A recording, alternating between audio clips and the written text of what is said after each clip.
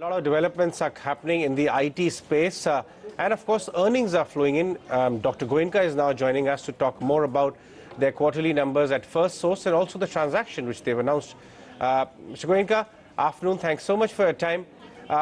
If we talk about the quarterly performance, it appeared slightly flattish, but what went around managing, at the company level, operating in that quarter?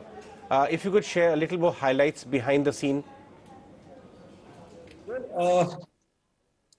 It's flattish if you look at it quarter on quarter.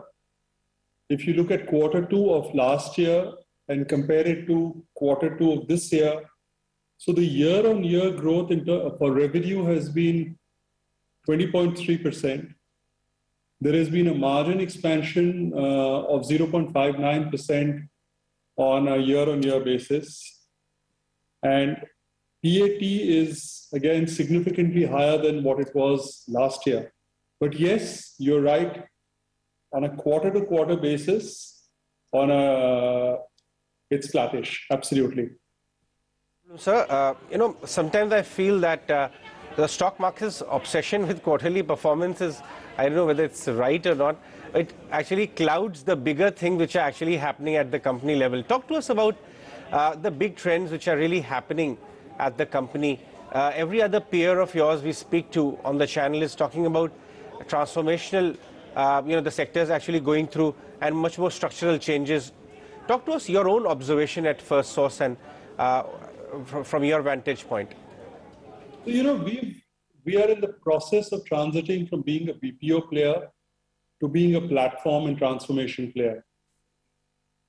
This quarter, 17% of the wins we had were from digital. A year ago, we didn't have digital at all. We've just won a very major contract in the healthcare space.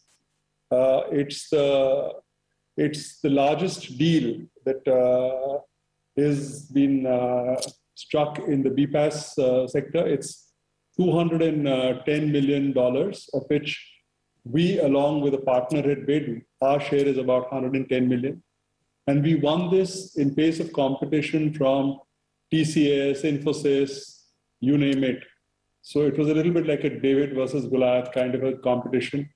But we won. So this is the first major win against the biggies that we've had. So it's a beginning of a transformation. And transformation is not easy, but it is something that's happening very definitely, very certainly. And it's beginning to manifest in the revenue mix. It's beginning to manifest in the wins mix. It's beginning to manifest in the way we are viewed by our clients.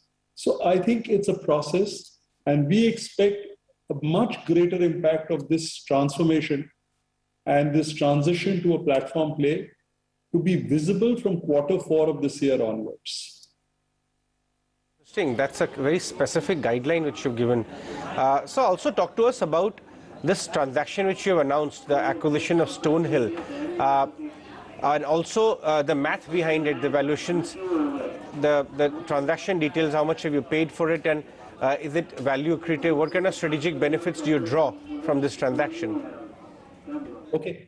So we've paid 8 times EBITDA for Stonehill. So we've paid $27 million, of which 80% gets paid now.